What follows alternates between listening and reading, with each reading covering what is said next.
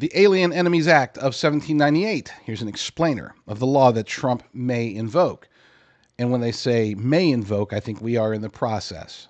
The Trump administration is currently working on invoking it as we speak. Now, for full disclosure, when he was first talking about this on the campaign trail, I thought, oh, that sounds nice.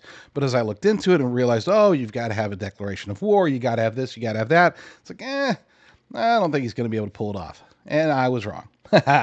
He's got some very smart people around him, people who have found, I don't want to say loopholes, we'll just say who've helped him to set up the conditions through which they'll be able to enact this executive order, take advantage of this law, and start deporting a whole bunch of people.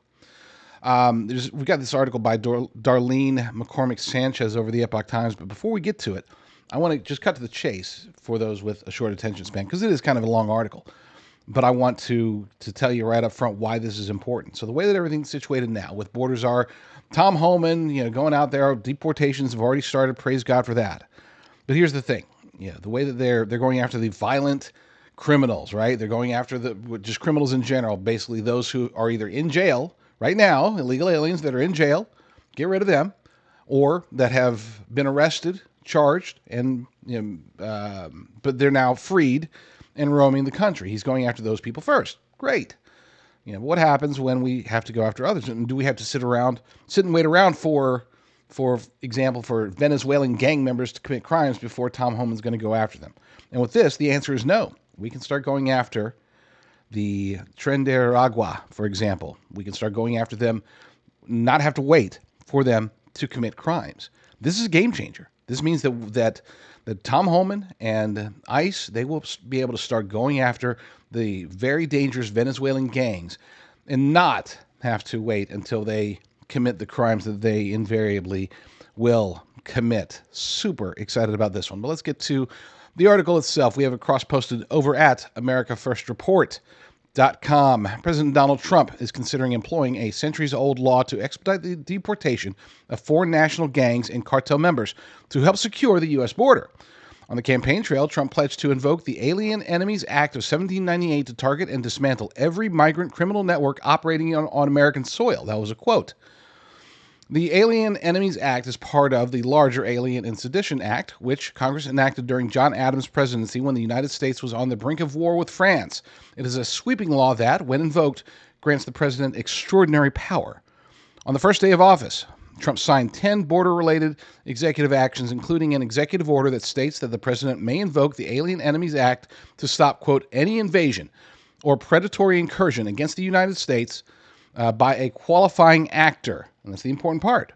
There are two conditions, and this is why I was skeptical, because there are two conditions that must be met to invoke the act, according to Joshua Trevino, Chief Transformation Officer for the Texas Public Policy Foundation, a conservative think tank that analyzes policy. First, there must be a war, invasion, or predatory incursion of the United States territory, which he stated that's what he's going after in his executive order. Second, the invasion or hostile act must be committed by a foreign government. And that's the part that was the real sticking point for me.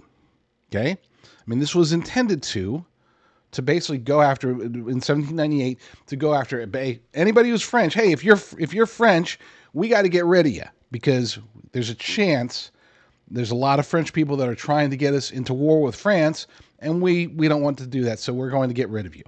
Doesn't matter. If you're French, you're gone. That was the notion. This was also used by FDR to create the Japanese internment camps after the 1941 attack on Pearl Harbor. So there is precedent to this. And you might think, but in both cases, those are nations, one Japan, one France, and then there's been a couple of other uses of the act. So how does this apply? Can we just say, we're going to get rid of anybody from Venezuela? No, that's not what they're trying to do. And it would be very difficult to do that. But no, they outsmarted everybody. Let's get back to the article. The act was initially used to stop French people in the United States from agitating for war. Based on that scenario, Trevino believes terrorist groups acting as foreign powers or operating in association with foreign governments could meet the requirements needed to invoke the law. And this is a quote from Trevino. He said, "When you look at cartel activity, then we are being invaded." And it's true. It's an invasion.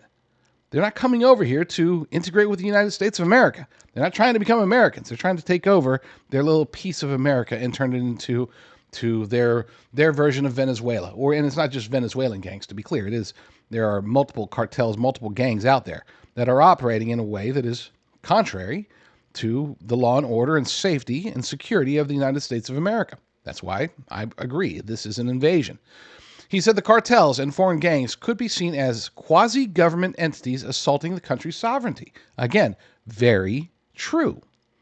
They're not just randomly going around, marauders going around from city to city, state to state, country to country, trying to find their home. They said, we're going to America and we're taking over.